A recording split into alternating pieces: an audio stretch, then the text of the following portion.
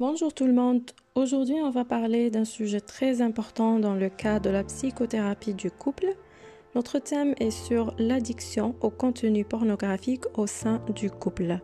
Ce problème fait partie de la cybersexualité et ce terme désigne toute activité en ligne concernant la sexualité, les activités qui peuvent être très variées comme par exemple les jeux de rôle virtuels 3D, le contenu érotique, les chats, la participation à des pratiques sexuelles par webcam, la recherche des partenaires pour le plaisir sexuel en ligne, etc. Donc, on a deux activités cybersexuelles. La première, les activités sexuelles en solitaire et les activités avec un partenaire en ligne. Mais ce qui nous intéresse ici, c'est l'addiction au contenu pornographique chez un des deux partenaires au sein du couple. Donc, comment peut-on aider ceux qui sont confrontés à ça par la psychothérapie du couple?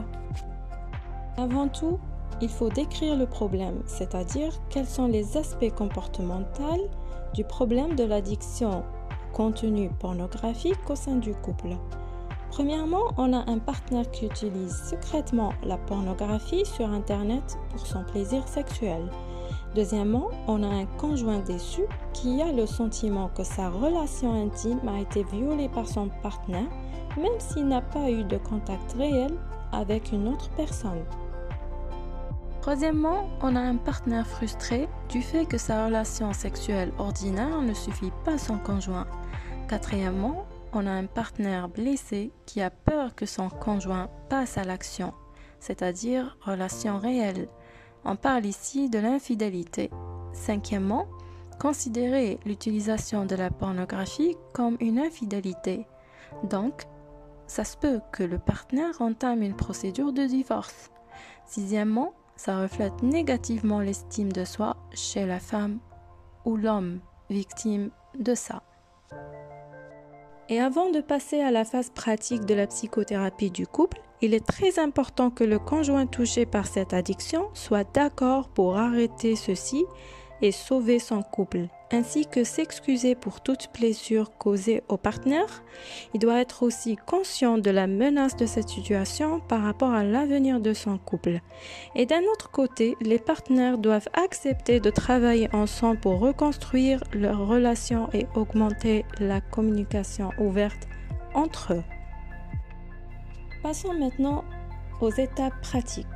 Il faut demander à chaque partenaire de décrire ce qui lui a plu à la relation sexuelle avec son partenaire actuellement et dans le passé. Deuxièmement, il faut demander à chaque partenaire de décrire les aspects qu'il aimerait voir modifiés dans la relation sexuelle actuelle. Troisièmement, il faut demander à chaque partenaire de décrire les aspects négatifs de la relation sexuelle avec son partenaire actuel. Il est très important que le psychothérapeute présente des statistiques sur les pourcentages des hommes et des femmes qui utilisent le contenu pornographique dans le monde. C'est comme si on est en train de dire que votre conjoint n'est pas le seul utilisateur de ce genre de pratique.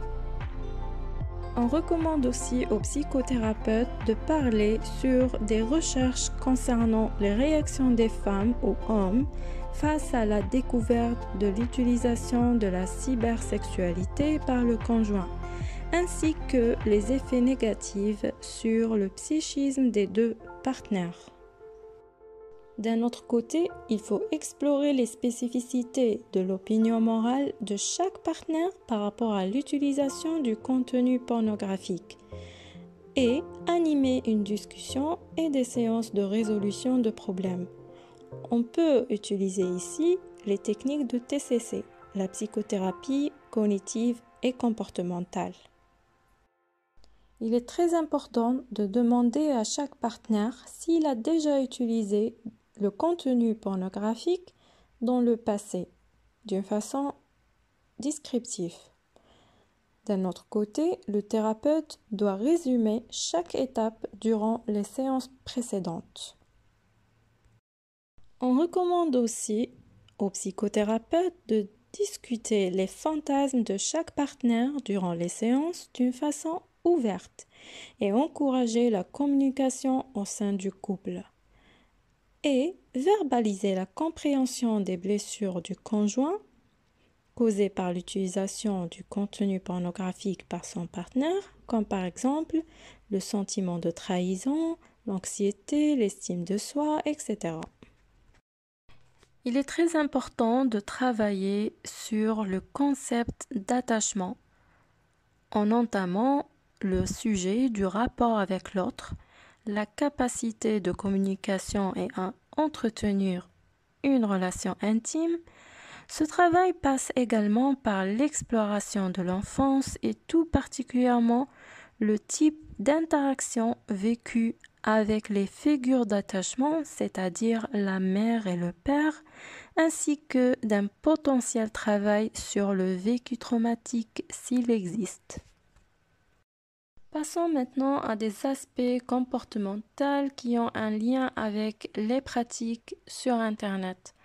Donc, le partenaire doit s'engager à ne pas verrouiller l'ordinateur et de supprimer les vidéos et les photos pornographiques. Aussi, il faut faire des séances pour reconstruire la confiance du partenaire blessé par son conjoint. Le partenaire fautif doit signer un contrat et s'engage à arrêter l'utilisation de la pornographie. Le partenaire fautif s'engage à ne pas supprimer l'historique des sites internet visités à l'avenir afin que l'autre partenaire peut les consulter et vérifier le respect du contrat par son conjoint. Demandez au partenaire fautif de télécharger un programme qui empêche l'accès au contenu sexuel sur Internet. Demandez au conjoint de placer le PC dans un endroit commun et visible par le conjoint blessé. Encouragez le partenaire blessé pour ne pas parler des erreurs du passé et se concentrer sur les comportements actuels de son conjoint ainsi que sur sa satisfaction sexuelle et celle de son conjoint. Il est important de demander au partenaire qui utilise la pornographie d'exprimer ses sentiments envers son conjoint et parler de ses qualités et ce qui lui attire, ainsi que ses aspects positifs de sa relation avec son conjoint. J'espère que cette vidéo est utile pour vous. Merci pour votre attention et à la prochaine.